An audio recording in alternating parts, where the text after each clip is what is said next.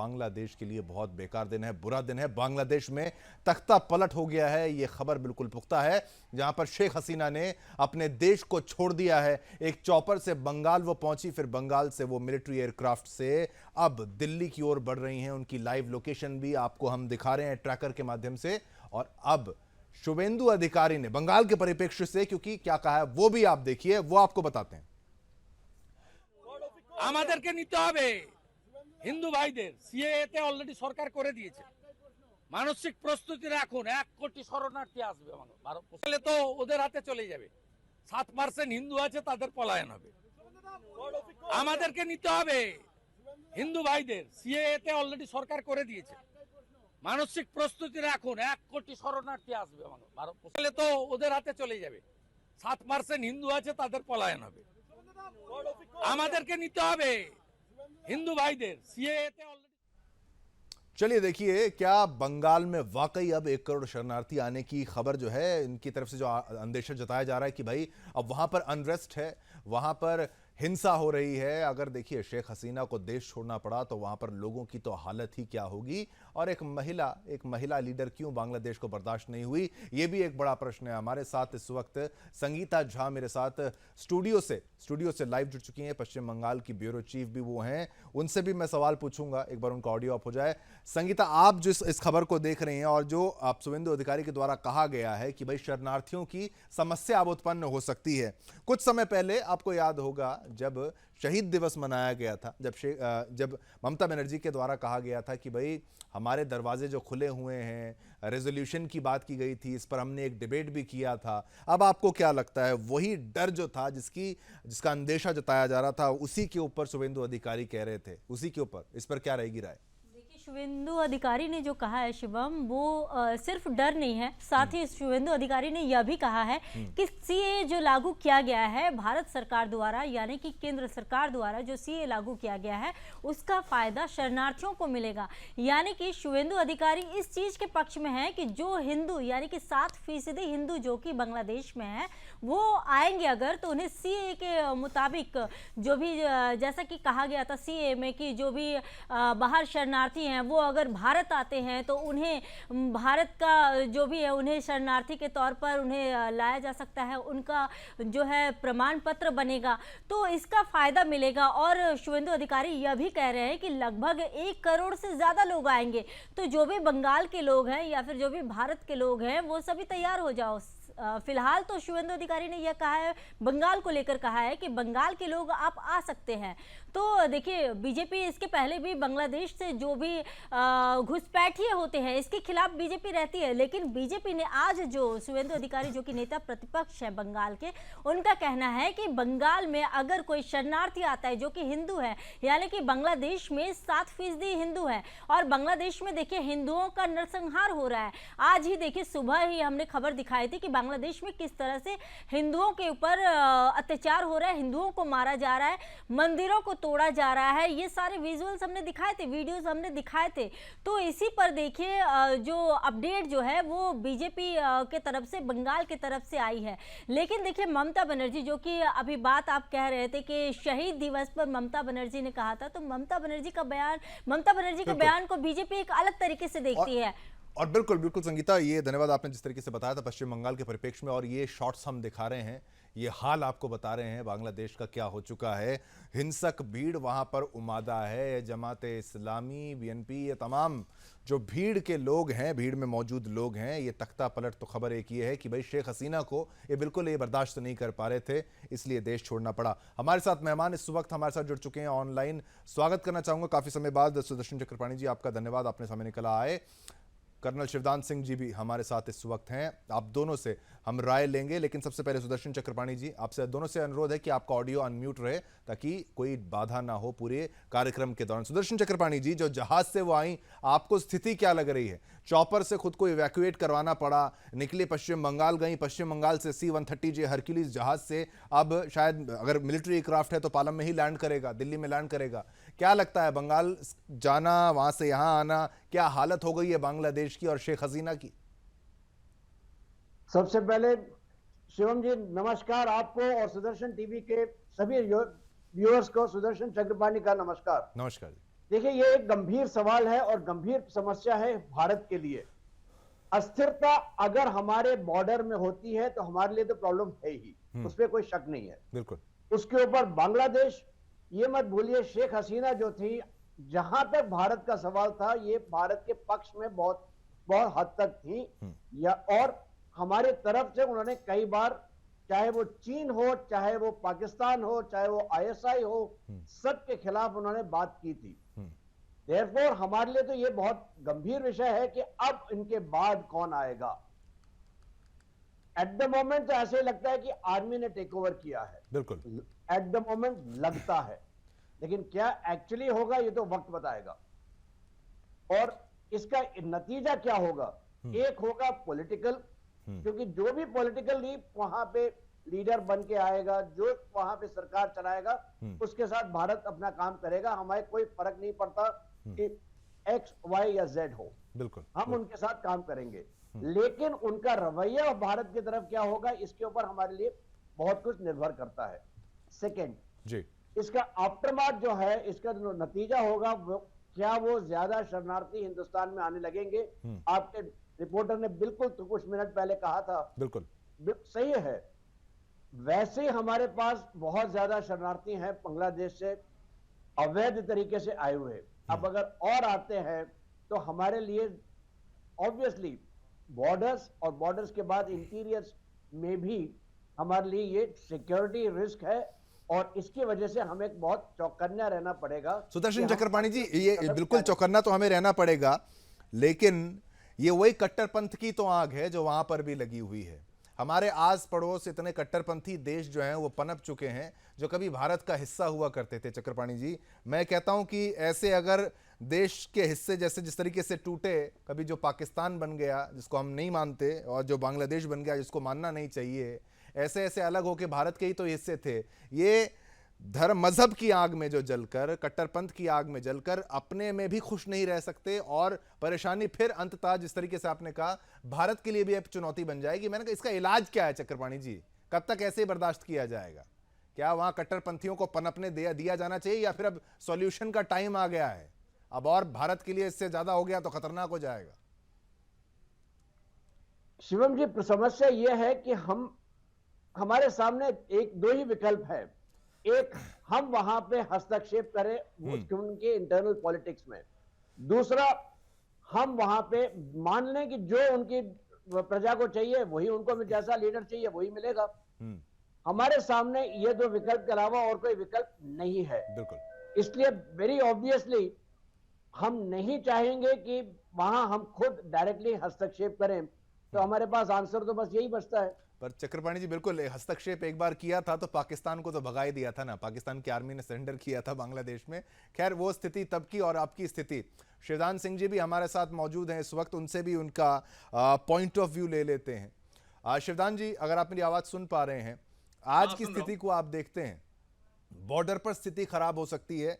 BSF ने high alert घोषित कर दिया है बॉर्डर पर। वो कह रहे हैं कि भाई आप सब कुछ वहां पर मॉनिटर होगा, ट्रैक होगा। क्या आप समझते हैं कि घुसपैठ वहां से बांग्लादेश से भारत की ओर होगी? वैसे भी जिस हिसाब से वहां पर बुरा हाल रहता है, वहां से लोग भारत में घुसते हैं, चाहे मेघालय आए, चाहे बंगाल आए, चाहे आसाम आए, डेमोग्राफी चेंज की संभावना हमेशा से थी। ऑलरेडी बांग्लादेशी यहां पर घुस चुके हैं, और अब शेख हसीना अगर वहां से चली गई, जो फौज कह रही है कि भाई अब हमने टेक ओवर कर लिया है, आपको लगता है जो दिख रहा है बिल्कुल साफ साफ वैसा ही हो रहा है, या फिर अभी बहुत कुछ है इसमें जो निटिग्रिटीज, जो बारीकियां बिटवीन द लाइंस?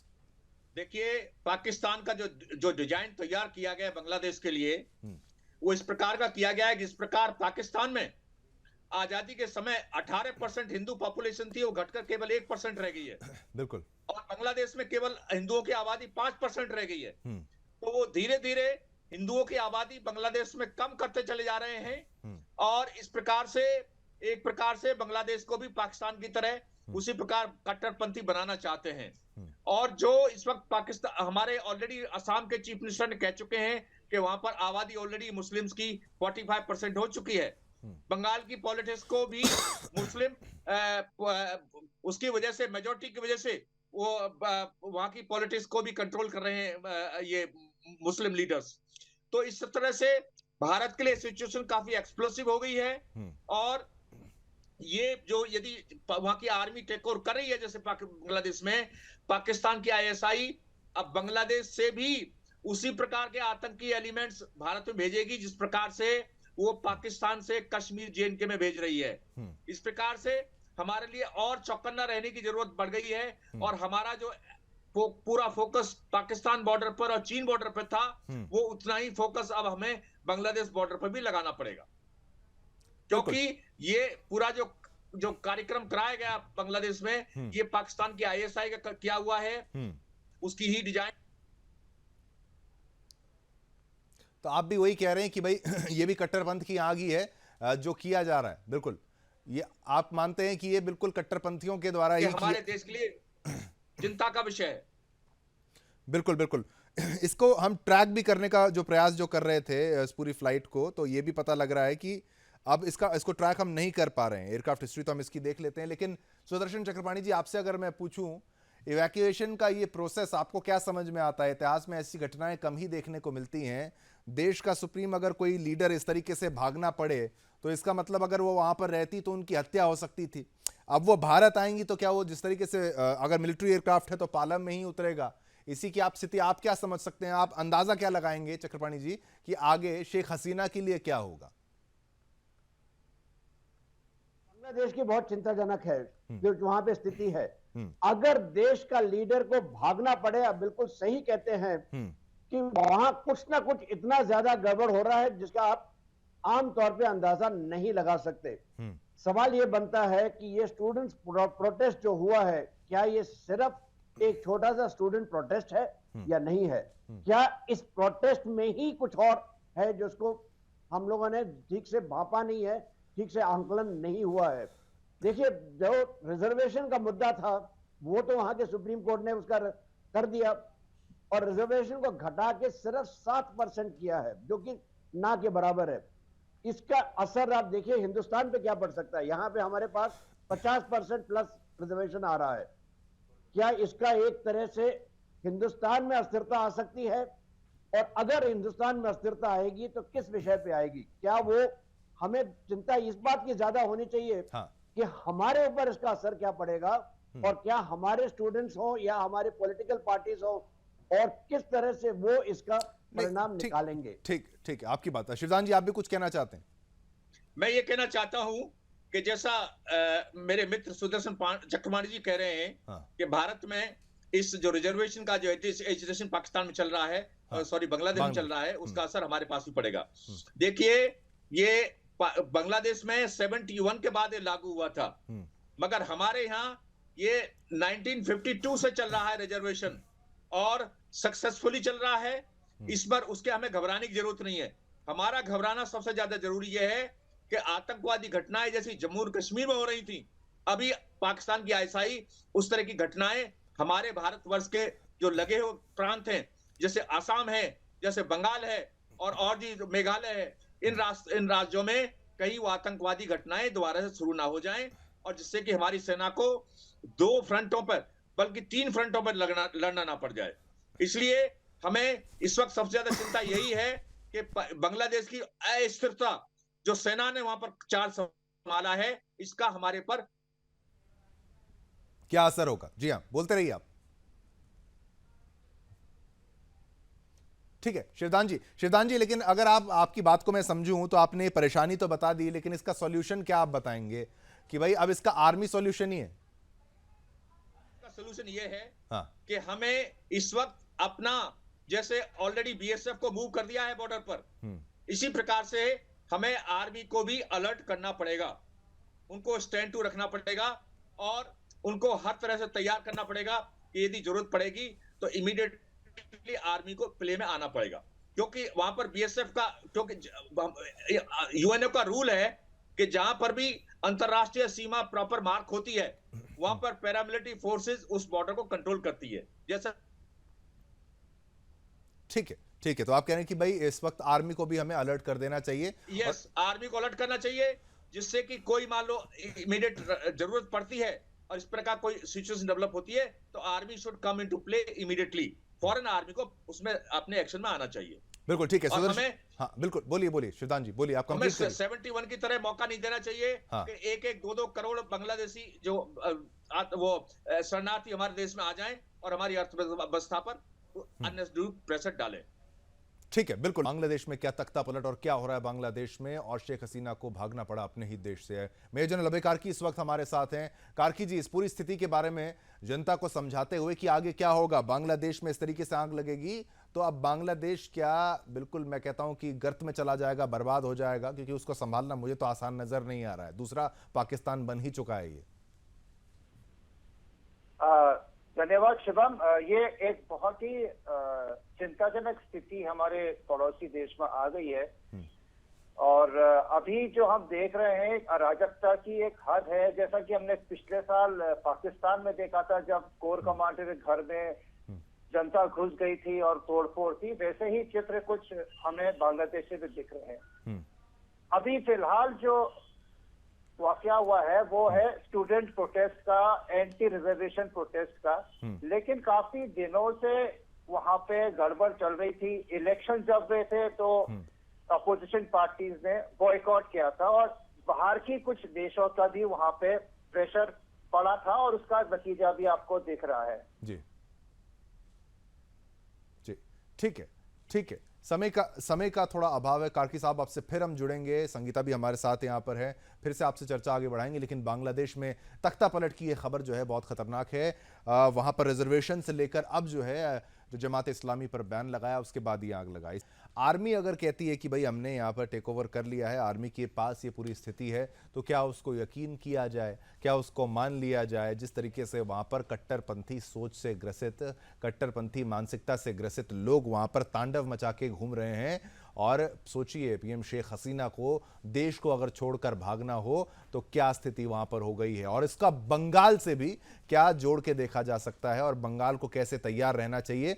और उससे बड़ी बात यह कि भाई बांग्लादेश में जो हिंदू हैं उनका बुरा हाल हो रहा है। और जैसे शुभेंदु अधिकारी ने कहा था, ब्रेक हमने आपको कार्यक्रम की शुरुआत में भी कहा था, संगीता झा हमारी साथ ब्यूरो चीफ भी इस वक्त हमारे साथ स्टूडियो में हैं, उनसे भी हमने सवाल पूछा था। लेकिन अगर पश्चिम बंगाल की बात की जाए, असम की बात की जाए, मेघालय की बात की जाए, वहां पर ये घुसपैठ का जो मुद्दा है, ये मामला जो है ये एक बड़ी समस्या के रूप में उभर रहा है। और सीएए एक तौर से एक छोटी राहत के तौर पर आप समझ सकते हैं जो हिंदू वहां पर परेशान होते हैं उनके लिए। लेकिन क्या उन हिंदुओं के साथ बांग्लादेशी भी भर भर के आ सकते हैं? डेमोग्राफी चेंज का प्रयास हो सकता है? ममता बनर्जी की तरफ से तो जो बयान आ गया था, संगीता मैं चाहूंगा, संगीता आप पर मैं आऊं, ममता बनर्जी की तरफ से शहीद दिवस पे जो स्टेटमेंट दे दिया गया था उसके बाद भी विवाद हो गया था। हमारे पास जो गेस्ट आए थे उन्होंने बचाने का बहुत प्रयास किया, लेकिन अंततः उन्होंने यूएन रेजोल्यूशन की बात कर दी थी। अब वही गेट पर आपको लगता है क्या खटखटाएंगे ये बांग्लादेशी घुसपैठिए, दरवाजा खटखटा सकते हैं? संगीता, कई बार तो ऐसे भी आते हैं, अपडेट आती है हमारे पास, खबरें आती हैं कि जो बंगाल और बांग्लादेश के जो बॉर्डर हैं, जैसे कि नदियां आप अगर चले जाएं, नदिया ज़िले में कई ऐसे जगह हैं जहां से बांग्लादेशी जो घुसपैठ है वो आने की कोशिश करते हैं, और कई बार वो आ भी जाते हैं। और कई बार देखिए बीजेपी ने आरोप लगाया है कि टीएमसी के नेता भी इसमें शामिल होते हैं, टीएमसी के नेता भी इसमें जुड़े रहते हैं। और देखिए कई बार बीजेपी ने यह भी आरोप लगाया है कि टीएमसी वोट बैंक के लिए बांग्लादेशियों को घुसपैठ करने देती है। लेकिन आज जो फिलहाल मुद्दा है, जिस तरह से बांग्लादेश में प्रदर्शन के बीच में देखिए जिस तरह से तख्ता पलट हो गया और वहां के पीएम को भागना पड़ गया, एक तरह से कहा जा सकता है कि देश छोड़कर भागना पड़ गया, तो इसके बाद जो है बंगाल पर एक सबसे ज़्यादा अलर्ट मोड पर बंगाल है। क्योंकि देखिए बंगाल में काफ़ी बांग्लादेशी रह रहे हैं। ये बार बार देखिए बार बार बीजेपी भी आरोप लगाते आई है, और बार बार देखिए कई लोग भी वहां पर जो आम जनता है, जब मैं चुनाव के दौरान जब मैं वहां पर मूव कर रही थी, घूम रही थी, तो आम जनता का भी यह कहना था कि बांग्लादेशी काफी ज्यादा संख्या में जो है आ गए हैं, और ये हो सकता है आने वाले समय में एक चिंता का विषय हो। और देखिए आज इस तरह से घटना हो जाती है तो कहीं ना कहीं बंगाल भी एक मतलब अलर्ट मोड पर है। बीएसएफ पूरी तरह से अलर्ट है। बीएसएफ के जो डीजी हैं वो भी आज कोलकाता पहुंचे हुए थे और पूरी तरह से ध्यान दे रहे हैं, और इसकी ध्यान दी जा रही है कि किसी तरह की कोई भी घुसपैठ ना हो, किसी तरह की कोई भी जो बांग्लादेश में जो हालात हुए हैं उसकी आंच बंगाल तक ना आए। इसकी देखिए पूरी तरह से कोशिश की जा रही है कि बंगाल तक इसकी आंच ना आए। बिल्कुल बिल्कुल संगीता, बंगाल तक आंच ना आए। मेजर जनरल अभय कार्की भी हमारे साथ बिल्कुल सीट पे आ रहे हैं। जिस तरीके से संगीता आपने समझाया, कार्की जी मैं चाहूंगा आपका भी ऑडियो हमें आ जाए, अनम्यूट हो जाए, तब तक ऑडियो हम चेक कर लेते हैं। हमारे साथ मेजर लबे कार्की भी, रक्षा विशेषज्ञ भी कुछ पलों में जुड़ जाएंगे। लेकिन जो तस्वीरें हम दिखा रहे हैं संगीता, वो तस्वीरें देखकर हमें ऐसा लग रहा है कि बेहद खतरनाक स्थिति। आप देख रहे हैं सुदर्शन न्यूज। चलिए ब्रेक के बाद पुनः आपका स्वागत है। बांग्लादेश में क्या तख्ता पलट और क्या हो रहा है बांग्लादेश में, और शेख हसीना को भागना पड़ा अपने ही देश से। मेजर लबे कार्की इस वक्त हमारे साथ हैं। कार्की जी, इस पूरी स्थिति के बारे में जनता को समझाते हुए कि आगे क्या होगा, बांग्लादेश में इस तरीके से आग लगेगी तो अब बांग्लादेश क्या, बिल्कुल मैं कहता हूं कि गर्त में चला जाएगा, बर्बाद हो जाएगा, क्योंकि उसको संभालना मुझे तो आसान नजर नहीं आ रहा है। दूसरा पाकिस्तान बन ही चुका है ये। धन्यवाद शिवम। ये एक बहुत ही चिंताजनक स्थिति हमारे पड़ोसी देश में आ गई है, और अभी जो हम देख रहे हैं अराजकता की एक हद है, जैसा कि हमने पिछले साल पाकिस्तान में देखा था जब कोर कमांडर के घर में जनता घुस गई थी और तोड़फोड़ थी, वैसे ही चित्र कुछ हमें बांग्लादेश से भी दिख रहे हैं। अभी फिलहाल जो वाकया हुआ है वो है स्टूडेंट प्रोटेस्ट का, एंटी रिजर्वेशन प्रोटेस्ट का, लेकिन काफी दिनों से वहां पे गड़बड़ चल रही थी। इलेक्शन जब हुए थे तो अपोजिशन पार्टीज ने बॉयकॉट किया था, और बाहर की कुछ देशों का भी वहां पे प्रेशर पड़ा था, और उसका नतीजा भी आपको दिख रहा है। जी जी, ठीक है। समय का थोड़ा अभाव है। कार्की साहब, आपसे फिर हम जुड़ेंगे। संगीता भी हमारे साथ यहाँ पर है, फिर से आपसे चर्चा आगे बढ़ाएंगे। लेकिन बांग्लादेश में तख्ता पलट की ये खबर जो है बहुत खतरनाक है। वहां पर रिजर्वेशन से लेकर अब जो है जो जमात इस्लामी पर बैन लगाया, उसके बाद ही आग लगा। इसी के साथ अंत करते हैं इस कार्यक्रम का। अगले कार्यक्रम में फिर स्वागत करेंगे। आप देखिए रात को 8 बजे जागो।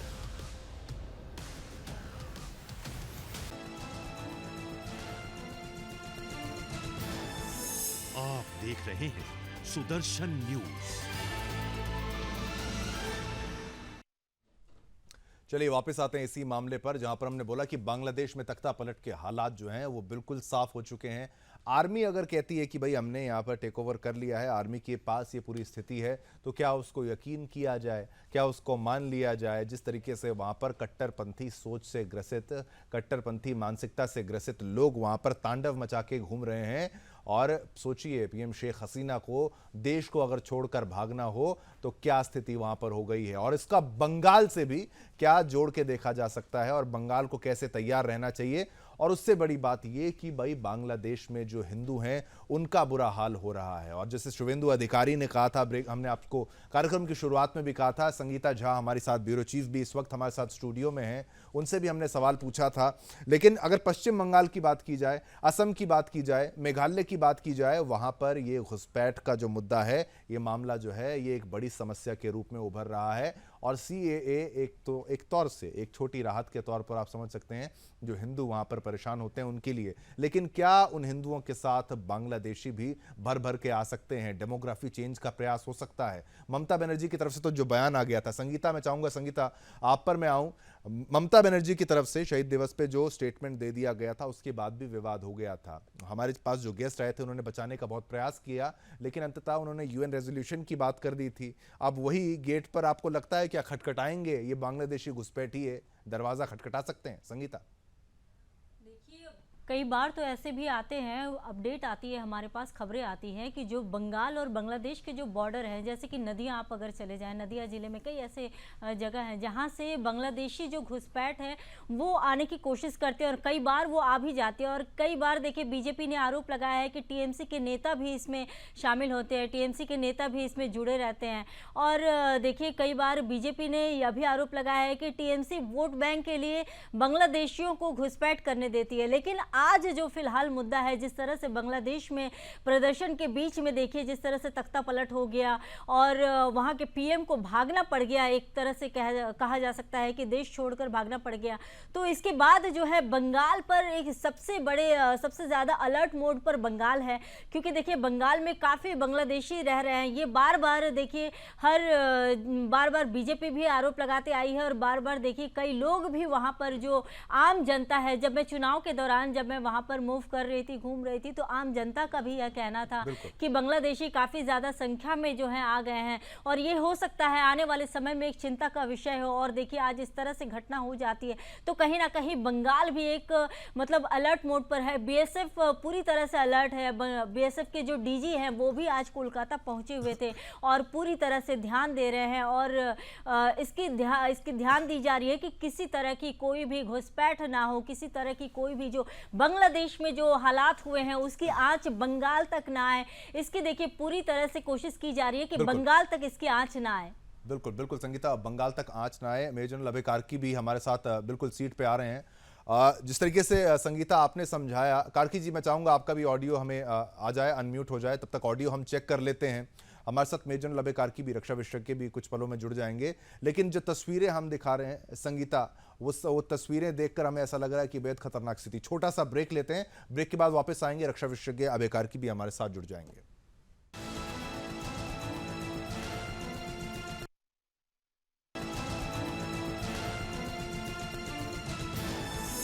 आप देख रहे हैं सुदर्शन न्यूज।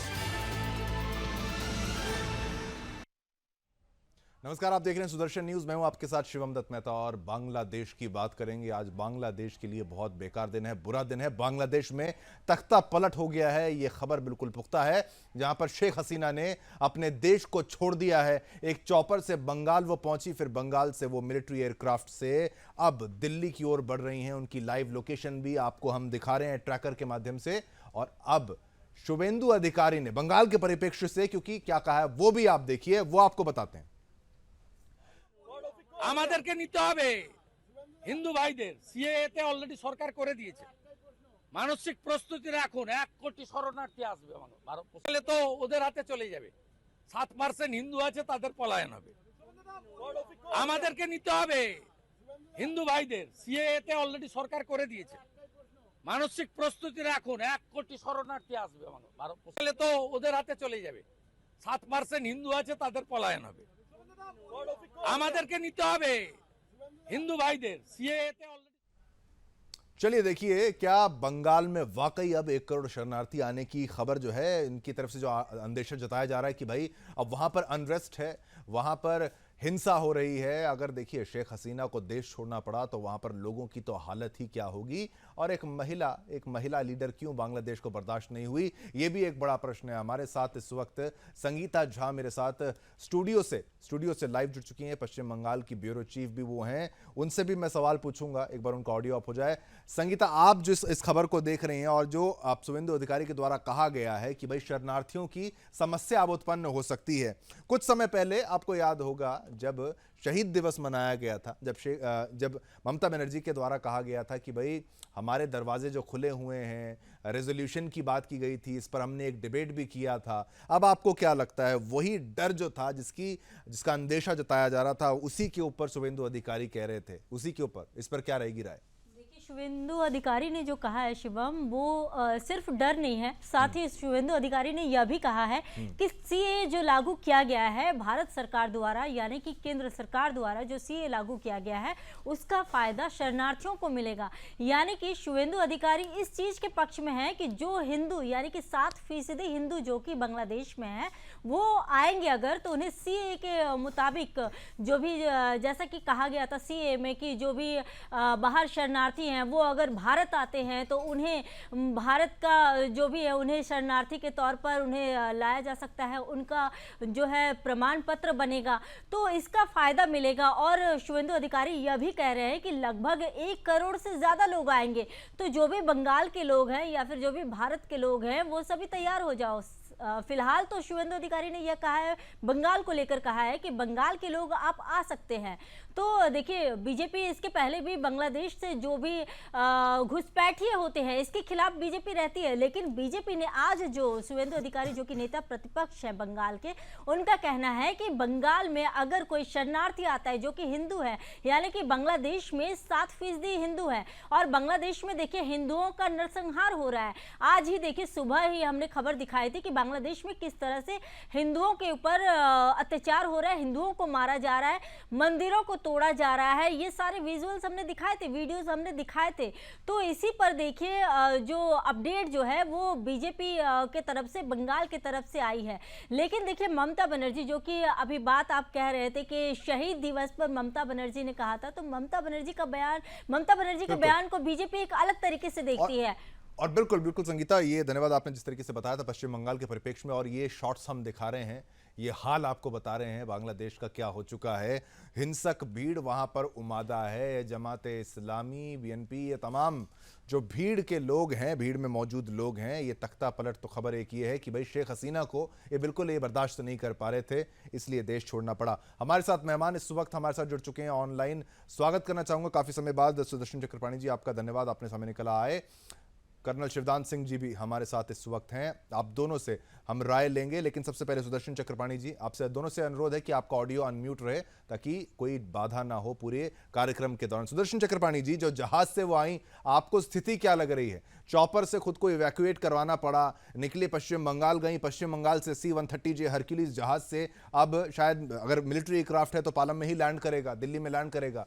क्या लगता है, बंगाल जाना, वहां से यहां आना, क्या हालत हो गई है बांग्लादेश की और शेख हसीना की? सबसे पहले शिवम जी नमस्कार आपको और सुदर्शन टीवी के सभी व्यूअर्स को, सुदर्शन चक्रपाणी का नमस्कार। नमस्कार जी। देखिए ये एक गंभीर सवाल है और गंभीर समस्या है भारत के लिए। अस्थिरता अगर हमारे बॉर्डर में होती है तो हमारे लिए तो प्रॉब्लम है ही, उसपे कोई शक नहीं है। बिल्कुल। उसके ऊपर बांग्लादेश, ये मत भूलिए शेख हसीना जो थी, जहां तक भारत का सवाल था, ये भारत के पक्ष में बहुत बहुत हद तक थी, या और हमारे तरफ से उन्होंने कई बार, चाहे वो चीन हो, चाहे वो पाकिस्तान हो, चाहे वो ISI हो, सबके खिलाफ उन्होंने बात की थी। देयरफॉर हमारे लिए तो ये बहुत गंभीर विषय है कि अब इनके बाद कौन आएगा। एट द मोमेंट तो ऐसे लगता है कि आर्मी ने टेक ओवर किया है, बिल्कुल एट द मोमेंट लगता है, लेकिन क्या एक्चुअली होगा ये तो वक्त बताएगा। और इसका नतीजा क्या होगा? एक होगा पॉलिटिकल, क्योंकि जो भी पॉलिटिकल लीड वहां पे लीडर बन के आएगा, जो वहां पे सरकार चलाएगा, उसके साथ भारत अपना काम करेगा। हमें कोई फर्क नहीं पड़ता कि X, Y या Z हो, बिल्कुल हम उनके साथ काम करेंगे। लेकिन उनका रवैया भारत की तरफ क्या होगा, इसके ऊपर हमारे लिए बहुत कुछ निर्भर करता है। सेकेंड जी, इसका आफ्टरमार्थ जो है, इसका जो नतीजा होगा, क्या वो ज्यादा शरणार्थी हिंदुस्तान में आने लगेंगे? आपके रिपोर्टर ने बिल्कुल तो कुछ मिनट पहले कहा था, बिल्कुल सही है।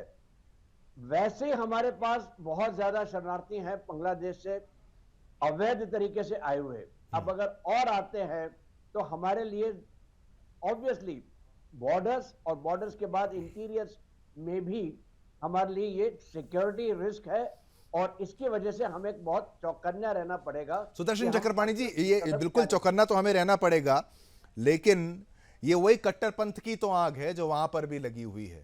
हमारे आस पड़ोस इतने कट्टरपंथी देश जो हैं वो पनप चुके हैं, जो कभी भारत का हिस्सा हुआ करते थे। चक्रपाणी जी, मैं कहता हूं कि ऐसे अगर देश के हिस्से जैसे जिस तरीके से टूटे, कभी जो पाकिस्तान बन गया जिसको हम नहीं मानते, और जो बांग्लादेश बन गया जिसको मानना नहीं चाहिए, ऐसे ऐसे अलग होके भारत के ही तो हिस्से थे।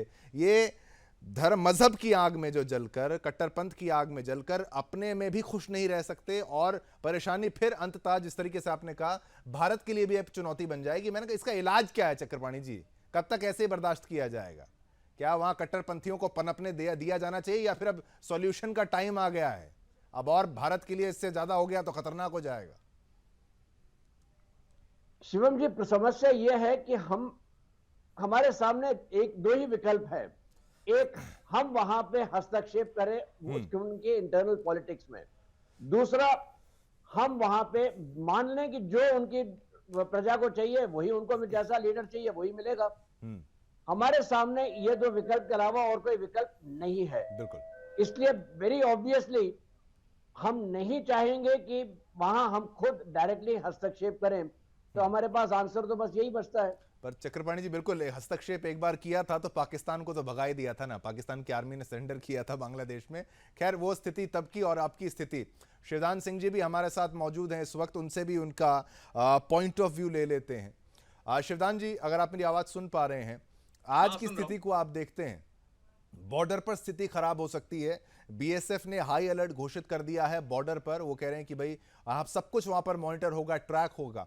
क्या आप समझते हैं कि घुसपैठ वहां से बांग्लादेश से भारत की ओर होगी? वैसे भी जिस हिसाब से वहां पर बुरा हाल रहता है, वहां से लोग भारत में घुसते हैं, चाहे मेघालय आए, चाहे बंगाल आए, चाहे आसाम आए, डेमोग्राफी चेंज की संभावना हमेशा से थी। ऑलरेडी बांग्लादेशी यहां पर घुस चुके हैं और अब शेख हसीना अगर वहां से चली गई, जो फौज कह रही है कि भाई अब हमने टेक ओवर कर लिया है, आपको लगता है जो दिख रहा है बिल्कुल साफ साफ वैसा ही हो रहा है, या फिर अभी बहुत कुछ है इसमें जो निटिग्रिटीज, जो बारीकियां बिटवीन द लाइंस? देखिए, पाकिस्तान का जो जो डिजाइन तैयार किया गया है बांग्लादेश के लिए, वो इस प्रकार का किया गया है जिस प्रकार पाकिस्तान में आजादी के समय 18% हिंदू पॉपुलेशन थी, वो घटकर केवल 1% रह गई है। बिल्कुल। और बांग्लादेश में केवल हिंदुओं की आबादी 5% रह गई है। तो वो धीरे धीरे हिंदुओं की आबादी बांग्लादेश में कम करते चले जा रहे हैं और इस प्रकार से एक प्रकार से बांग्लादेश को भी पाकिस्तान की तरह उसी प्रकार कट्टरपंथी बनाना चाहते हैं। और जो इस वक्त पाकिस्तान, हमारे ऑलरेडी असम के चीफ मिनिस्टर ने कह चुके हैं कि वहां पर आबादी ऑलरेडी मुस्लिम्स की 45% हो चुकी है। बंगाल की पॉलिटिक्स को भी मुस्लिम उसकी वजह से, मेजोरिटी की वजह से वो वहां की पॉलिटिक्स को भी कंट्रोल कर रहे हैं ये मुस्लिम लीडर्स। तो इस तरह से भारत के लिए सिचुएशन काफी एक्सप्लोसिव हो गई है और ये जो यदि वहां की आर्मी टेक ओवर कर रही है जैसे बांग्लादेश में, पाकिस्तान की आईएसआई अब बांग्लादेश से भी उसी प्रकार के आतंकी एलिमेंट्स भारत में भेजेगी जिस प्रकार से वो पाकिस्तान से कश्मीर जेएनके में भेज रही है। इस प्रकार से हमारे लिए और चौकन्ना रहने की जरूरत बढ़ गई है और हमारा जो पूरा फोकस पाकिस्तान बॉर्डर पर और चीन बॉर्डर पर था, वो उतना ही फोकस अब हमें बांग्लादेश बॉर्डर पर भी लगाना पड़ेगा, क्योंकि ये पूरा जो कार्यक्रम कराया गया बांग्लादेश में, ये पाकिस्तान की आईएसआई का किया हुआ है, उसकी ही डिजाइन। तो आप भी वही कह रहे हैं कि भाई ये भी कट्टरपंथ की आग ही है जो किया जा रहा है। बिल्कुल, ये आप मानते हैं कि ये बिल्कुल कट्टरपंथियों के द्वारा ही हमारे देश के लिए चिंता का विषय है। बिल्कुल बिल्कुल। इसको हम ट्रैक भी करने का जो प्रयास जो कर रहे थे इस पूरी फ्लाइट को, तो ये भी पता लग रहा है कि अब इसको ट्रैक हम नहीं कर पा रहे हैं। एयरक्राफ्ट हिस्ट्री तो हम इसकी देख लेते हैं, लेकिन सुदर्शन चक्रपाणी जी, आपसे अगर मैं पूछूं, इवैक्यूएशन का ये प्रोसेस आपको क्या समझ में आता है? इतिहास में ऐसी घटनाएं कम ही देखने को मिलती हैं। देश का सुप्रीम अगर कोई लीडर इस तरीके से भागना पड़े, तो इसका मतलब अगर वो वहां पर रहती तो उनकी हत्या हो सकती थी। अब वो भारत आएंगी तो क्या वो जिस तरीके से अगर मिलिट्री एयरक्राफ्ट है तो पालम में ही उतरेगा? इसी की आप स्थिति आप क्या समझ सकते हैं? आप अंदाजा क्या लगाएंगे चक्रपाणी जी कि आगे शेख हसीना के लिए क्या होगा? बांग्लादेश की बहुत चिंताजनक है जो वहां पे स्थिति है। अगर देश का लीडर को भागना पड़े, आप बिल्कुल सही कहते हैं कि वहां कुछ ना कुछ इतना ज्यादा गड़बड़ हो रहा है जिसका आप आमतौर पे अंदाजा नहीं लगा सकते। सवाल ये बनता है कि ये स्टूडेंट्स प्रोटेस्ट जो हुआ है, क्या ये सिर्फ एक छोटा सा स्टूडेंट प्रोटेस्ट है या नहीं है? क्या इस प्रोटेस्ट में ही कुछ और है जिसको हम लोगों ने ठीक से भापा नहीं है, ठीक से आंकलन नहीं हुआ है? देखिए, जो रिजर्वेशन का मुद्दा था वो तो वहां के सुप्रीम कोर्ट ने उसका कर दिया और रिजर्वेशन को घटा के सिर्फ 7% किया है, जो कि ना के बराबर है। इसका असर आप देखिए हिंदुस्तान पे क्या पड़ सकता है। यहां पे हमारे पास 50% प्लस रिजर्वेशन आ रहा है। क्या इसका एक तरह से हिंदुस्तान में अस्थिरता आ सकती है? और अगर हिंदुस्तान में अस्थिरता आएगी तो किस विषय पे आएगी? क्या वो हमें चिंता इस बात की ज्यादा होनी चाहिए कि हमारे ऊपर इसका असर क्या पड़ेगा और क्या हमारे स्टूडेंट्स हो या हमारे पॉलिटिकल पार्टीज हो और किस तरह से वो इसका परिणाम निकालेंगे? ठीक ठीक है, आपकी बात है। शिवदान जी, आप भी कुछ कहना चाहते हैं? मैं ये कहना चाहता हूं कि जैसा मेरे मित्र सुदर्शन चक्रपाणी जी कह रहे हैं कि भारत में इस जो रिजर्वेशन का जो एजुकेशन पाकिस्तान में चल रहा है, सॉरी बांग्लादेश में चल रहा है, उसका असर हमारे पास भी पड़ेगा। देखिए, ये बांग्लादेश में 71 के बाद ये लागू हुआ था, मगर हमारे यहाँ ये 1952 से चल रहा है रिजर्वेशन और सक्सेसफुली चल रहा है। इस पर उसके हमें घबराने की जरूरत नहीं है।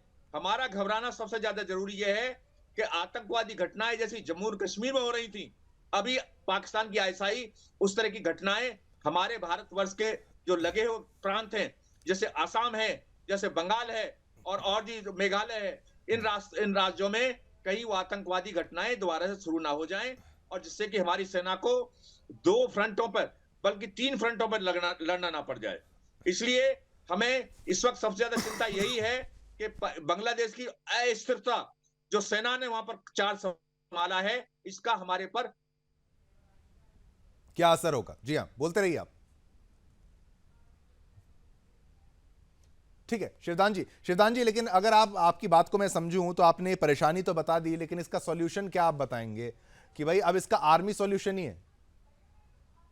सॉल्यूशन ये है हाँ। कि हमें इस वक्त अपना, जैसे ऑलरेडी बीएसएफ को मूव कर दिया है बॉर्डर पर, इसी प्रकार से हमें आर्मी को भी अलर्ट करना पड़ेगा, उनको स्टैंड टू रखना पड़ेगा और उनको हर तरह से तैयार करना पड़ेगा कि यदि जरूरत पड़ेगी तो इमीडिएटली आर्मी को प्ले में आना पड़ेगा, क्योंकि वहां पर बीएसएफ का, क्योंकि यूएनओ का रूल है कि जहां पर भी अंतरराष्ट्रीय सीमा प्रॉपर मार्क होती है वहां पर पैरामिलिट्री फोर्सेस उस बॉर्डर को कंट्रोल करती है। जैसा